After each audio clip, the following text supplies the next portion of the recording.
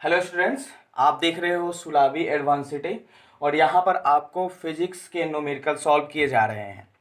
आज तीसरा दिन है और क्वेश्चंस नंबर 12 सॉल्व करने वाले हैं। भारतीय भवन के मोशन चैप्टर है। अगर आपने फर्स्ट और सेकंड लेक्चर्स नहीं देखे हैं तो डिस्क्रिप्शन में उसका लिंक दिया हुआ है, जाकर के देख लीजिए। और देखने के बाद आप कोई भी डाउट अगर आपका होता है तो आप हमें बताइए, हम उसका सॉल्यूशन जरूर देंगे। हमने इंस्टाग्राम का लिंक दिया, वहाँ पर जाकर के फॉलो कीजिए और वहाँ पे सवाल पूछ सकते हो। तो चलिए शुरू करते हैं। तो 12 नंबर क्वेश्चंस, अगर आपके पास बुक है तो बुक देख सकते हो, नहीं तो हम स्क्रीन पर क्वेश्चंस को रख देंगे। तो क्वेश्चंस नंबर 12 में बोल रहा है कि आकाश में बिजली चमक चमक देखने के बाद 4.5 सेकंड के बाद उसकी करक सुनाई पड़ती है। जैसे कि आसमान में बादल करकता है तो कुछ देर बाद पहले चमकता है, फिर बाद में सुनाई देता है। तो वही बोल रहा है कि 4.5 सेकंड के बाद आवाज़ सुनाई देती है तो कितनी ऊंचाई पर बिजली करकी थी। तो यहाँ पर हवा में ध्वनि की चाल दिया हुआ है। आपका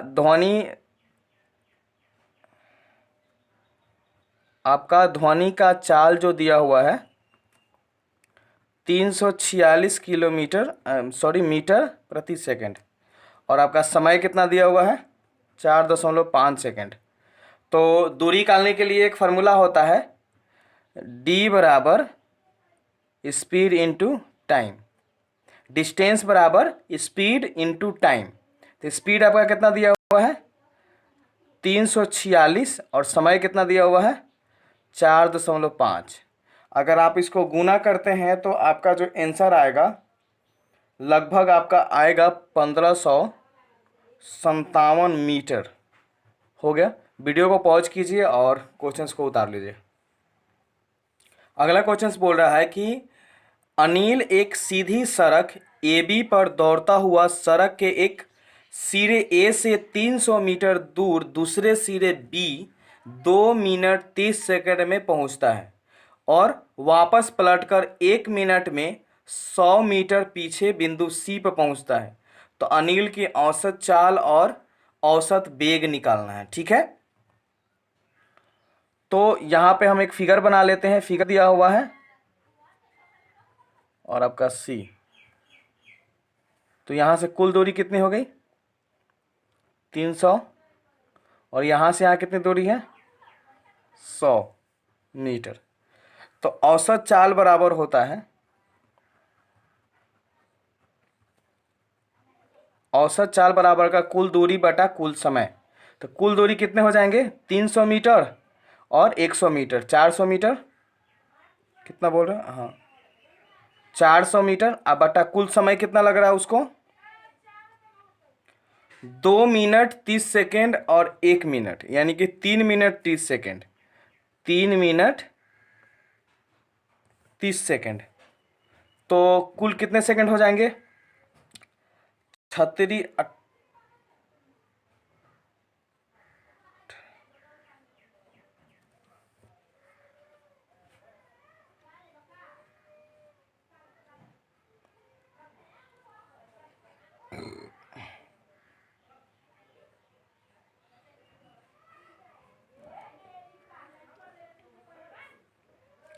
तो क आंसर बोले सीधे A से B तक तथा A से C तक। तो अगर हम लोग A से B तक निकाले तो औसत चाल कितने हो जाएंगे 300 मीटर दूरी और 2 मिनट 30 सेकंड, यानी कि 150 सेकंड। तो 150 सेकंड तो कितने आ जाएंगे 2 मीटर प्रति सेकंड। और दूसरा क्वेश्चन बोल रहा है कि A से C तक, तो A से C तक अगर औसत चाल निकालें, औसत चाल तो कितने दूरी हो जाएंगे 400, और समय कितना लगेगा 3 मिनट 30 सेकंड, यानी कि 210 मिनट। 0 से 0 कट गया तो आपका आंसर आएगा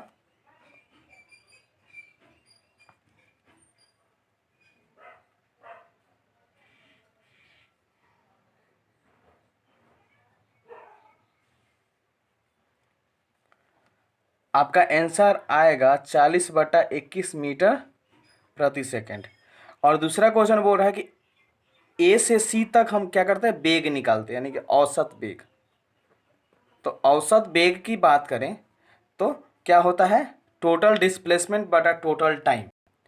तो अगर हम ए से बी की बात करें तो टोटल डिस्प्लेसमेंट कितने हो जाएंगे, 300 मीटर, और टोटल समय कितना लग रहा है, 2 मिनट 2 सेकंड, यानी कि 150 सेकंड। काटेंगे तो कितना आ जाएगा, 2 मीटर प्रति सेकंड। और अगर हम ए से सी की बात करें, ए से सी, कहते हैं यहाँ पे कुछ प्रॉब्लम है, ए से सी और फिर यहाँ ए से बी और सी आ गया, तो यानी कि 100 मीटर इधर आ गया था। डिस्प्लेसमेंट यहाँ से यहाँ तक की दूरी कितनी हो जाएगी, 200 मीटर। तो औसत वेग अगर निकालें ए से सी तक तो आपका आएगा 200, अब बटा कुल समय कितना लगा, 210 मिनट। तो ये कट जाएगा तो आपका आएगा 20/21 मीटर प्रति सेकंड। वीडियो को पॉज कीजिए, वीडियो को पॉज कीजिए और क्वेश्चंस को उतार लीजिए। अगला क्वेश्चन दिया हुआ है कि आपका समीर जो है अपने घर से स्कूल की तरफ जाता है, तो उसका औसत चाल जो होता है 20 किलोमीटर प्रति घंटा होता है। अगर वह स्कूल से घर आता है तो उसका स्पीड 30 किलोमीटर प्रति घंटा होता है। तो ये पूछा जा रहा है कि समीर की पूरी यात्रा करने में उसका औसत चाल क्या है। तो यहाँ पे तो आपका V1 आपका दिया हुआ है, कितना दिया हुआ है, 200 किलोमीटर प्रति घंटा, और V2 कितना दिया हुआ है, 30 किलोमीटर प्रति घंटा। ठीक है, अब यहाँ पे हमको औसत चाल अगर निकालनी है तो कुल दूरी और कुल समय चाहिए, लेकिन यहाँ पे हमको केवल वेलोसिटी मिला हुआ। तो हम पहला से क्या करते हैं, T1 निकालते हैं। हमको फॉर्मूला पता है कि D बराबर, हमको फॉर्मूला पता है कि S बराबर क्या होता है, VT होता है। तो T बराबर कितने हो जाएंगे, S/V। तो हम लोग क्या करते हैं, T1 निकालते हैं। तो T1 बराबर क्या हो जाएगा, S, क्योंकि दूरी ऑलमोस्ट सबका सेम है, आने में चाहे जाने में दूरी क्या है, सेम तय करनी है। तो क्वेश्चंस में क्या हो जाएगा, समीर द्वारा कुल दूरी जो तय की जा रही है सेम तय की जा रही है, लेकिन वेलोसिटी अलग अलग है, इसलिए क्या हो जाएंगे, V1। और अगर तो यहाँ पे मान भरे तो S बराबर कितना हो जाएगा, S बराबर V1 का मान 20 सेकेंड, इतना समय हो गया। और T2 अगर निकालें तो ये भी S/V2 होगा, क्योंकि वेलोसिटी सेम है, लेकिन डिस्टेंस तो यहाँ से यहाँ तक जाना है ना, इसलिए S समान है। उसके बाद इसका अगर हम मान भरें तो ये हो जाएगा 30। अब हमको क्या करना है कि टोटल समय निकालना है। तो टोटल समय कितना हो जाएंगे, T मान लेते हैं। तो टोटल समय अगर T मानते हैं तो कितना हो जाएंगे, T1 प्लस T2। और कुल दूरी की बात करें, कुल दूरी, तो कुल दूरी उसके हो जाएंगे यहाँ से यहाँ जाने में S, और फिर यहाँ से आने में S, यानी कि 2S। तो अगर हम इसका औसत चाल निकालें, औसत चाल, तो कुल दूरी बटा कुल समय, यानी कुल दूरी कितना हो जाएंगे 2S, और कुल समय कितने हो जाएंगे T1 प्लस T2। अब यहाँ पे हम मान भरते हैं कि 2S और T1 का मान कितना था, S/20, प्लस T2 का मान कितना था, S/30। अब इसको सॉल्व करते हैं। तो सॉल्व करेंगे तो एलसीएम लेंगे, 2S/S प्लस S कितने एलसीएम हो जाएंगे इसके, 60। तो 60 हो जाएंगे। उसके बाद कितने हो जाएंगे,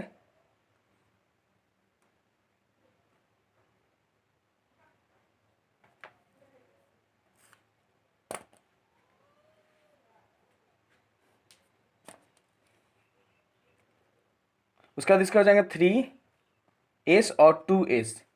अब क्या करते हैं, 60 को ऊपर भेज दें। तो 60 को ऊपर भेजेंगे तो कितने हो जाएंगे, 60 × 2S बटा 3 2 5 S, S से S कट गया, 5 से 5 कटेगा तो 60 कटेगा तो कितना हो जाएगा, 12×5 = 60। अब 12 दूना के कितने हो जाएंगे, 24 सेकेंड। 24 किलोमीटर प्रति घंटा आंसर होगा इसका। उतार लीजिए वीडियो को पॉज करके। अगला क्वेश्चन दिया हुआ है कि कोई रेलगाड़ी 90 किलोमीटर लंबे मार्ग में पहले 30 किलोमीटर की दूरी 30 किलोमीटर प्रति घंटा की औसत चाल से जाती है। ठीक है, बाकी का जो 60 किलोमीटर दूरी है किस चाल से तय करेगी कि उसका औसत चाल 60 किलोमीटर प्रति घंटा हो जाए। तो सबसे पहले हमको देखनी है कि कुल दूरी कितनी है। तो क्वेश्चन नंबर हमारा कितना है 15। तो कुल दूरी हमारा दिया हुआ है 90 किलोमीटर। और तो हम क्या करते हैं यहाँ पे उसका कुल 90 किलोमीटर का औसत चाल हमारा दिया हुआ कितना, औसत चाल पूरा दूरी का दिया हुआ है 60 किलोमीटर प्रति घंटा। और वह 30 किलोमीटर की दूरी 30 किलोमीटर प्रति घंटा से तय करती है। तो बाकी का जो दूरी होगा कितना किलोमीटर से तय करेगी। तो हम लोग पहले तो हम लोग टोटल दूरी को तय करने में 90 किलोमीटर की दूरी तय करने में उसको कितना समय लगा, स्पीड दिया हुआ निकालते हैं। तो एस बराबर हमको पता है डी बराबर एस बराबर क्या होता है वी टी। तो टोटल दूरी कितने हैं, तो समय बराबर कितना हो जाएगा एस बाई वी। टोटल दूरी 90 और टोटल डिस्टेंस कितना दिया हुआ है 60 का। तो कितने हो जाएंगे ये 1.23 यानी कि 1.5 घंटा। यानी कि इसको कितना समय लगेगा 1.5, यानी टोटल 90 किलोमीटर की दूरी तय करने में कितना समय लगेगा 1.5 घंटा। ठीक है। अब हम लोग यहाँ निकालते हैं कि उसको 30 किलोमीटर की दूरी तय करने में कितना समय लगता है। तो 30 किलोमीटर की दूरी तय करने में